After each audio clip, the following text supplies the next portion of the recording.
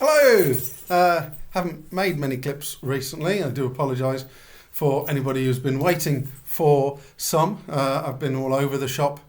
I've been in Italy working with Italian teachers, and in Poland at the ELT conference, and in Cambridge working with some wonderful Chinese teachers from Jiangsu province. And one of the things that has happened is that they've given me lots of little presents. You can see a lot of them behind me. Also, this one is Key Fob. It's a theatre character.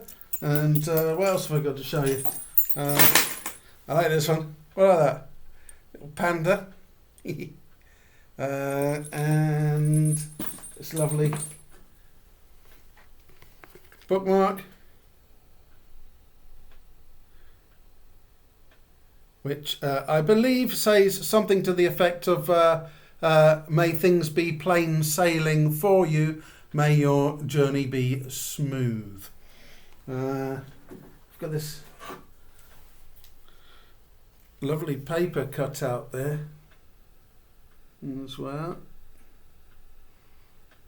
Is this a show and tell? Well, it does seem to be, doesn't it? And this, in Seville, we have a lot of fans, but this one looks like quite a special one. I haven't opened it yet. Yeah. Oh, wow. Okay, if it looks special on this side, wait till I turn it round. Dun, dun, dun, dun. Look at that. Isn't that lovely? And, and this, this is a little theatre character with different masks. Have a look at this. Hey! And does it again. Hey! And the last one's really cool. There's a little panda. Okay. We've got this lovely fridge magnet as well that I haven't yet put on my fridge. Look at that. Isn't that lovely? Okay. To business. Years ago, maybe 10, 12 years ago, I was working in a school in one of the area suburbs of Seville, and we were doing in-house mock exams, preparing our learners for external exams, probably Cambridge Main Suite exams. And as is customary in language schools, a lot of the time one teacher acts as a speaking examiner for another teacher's class to give the whole thing a little bit of more of a sense of gravitas, because they come in and they're examined by someone they don't know as well.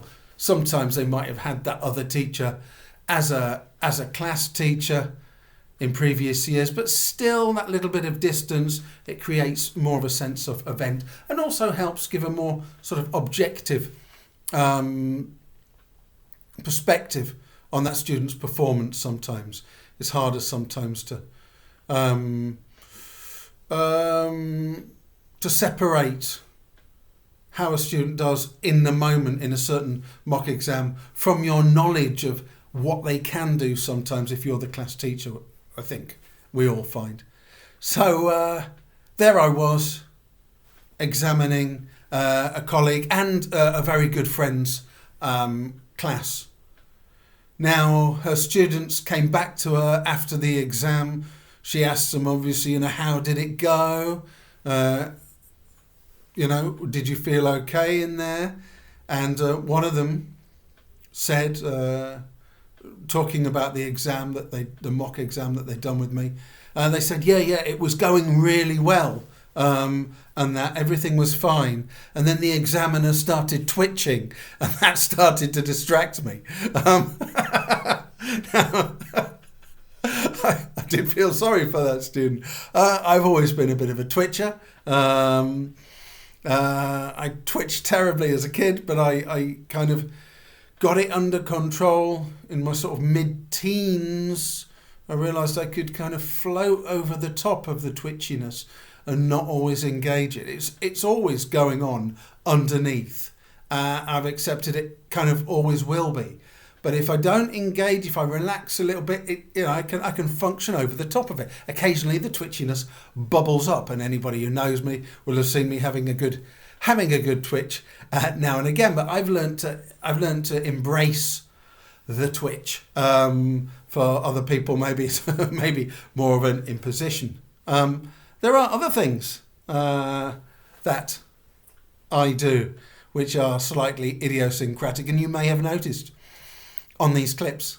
For example, I have a tendency to use the filler quite a lot.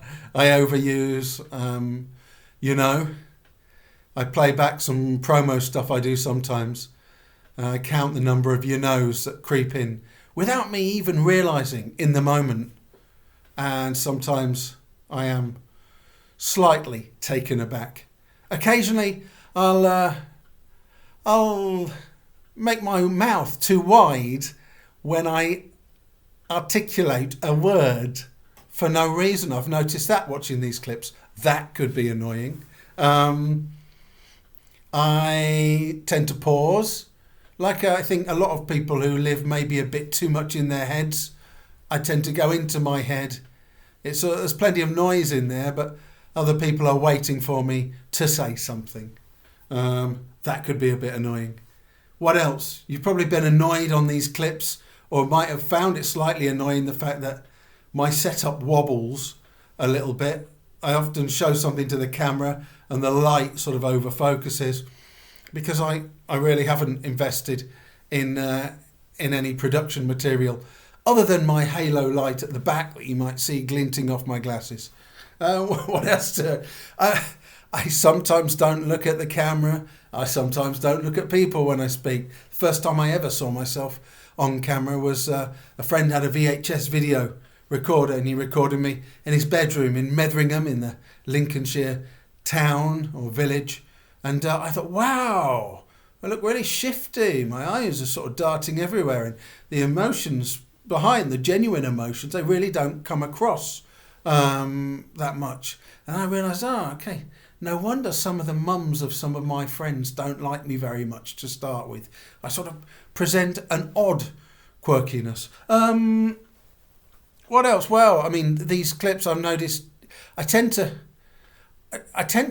have a shower, then do a clip, but often my hair isn't actually dried. I've noticed it creates wet patches here.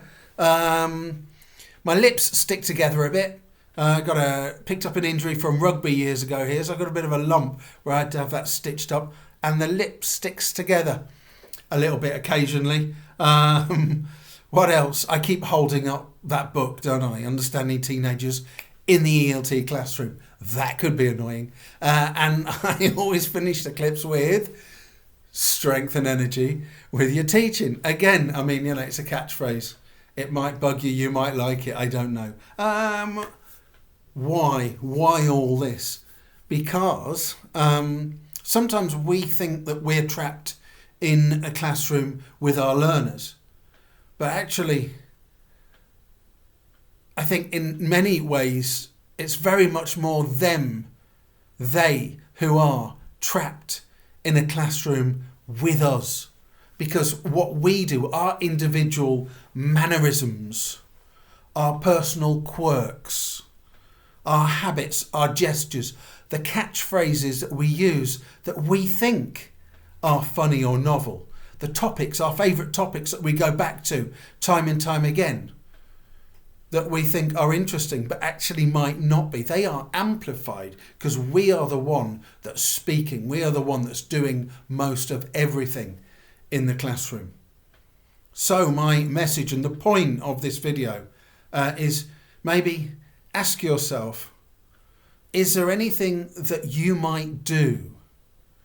Any personal quirks, behaviours, gestures, habits that might drive your students absolutely nuts, that might make them crazy? I'm not asking you to try to be someone else. I'm not asking you to try to erase your own identity.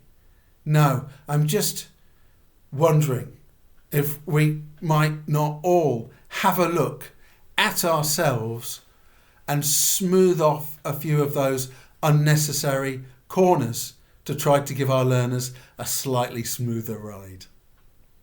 That's it. Strength and energy with your teaching.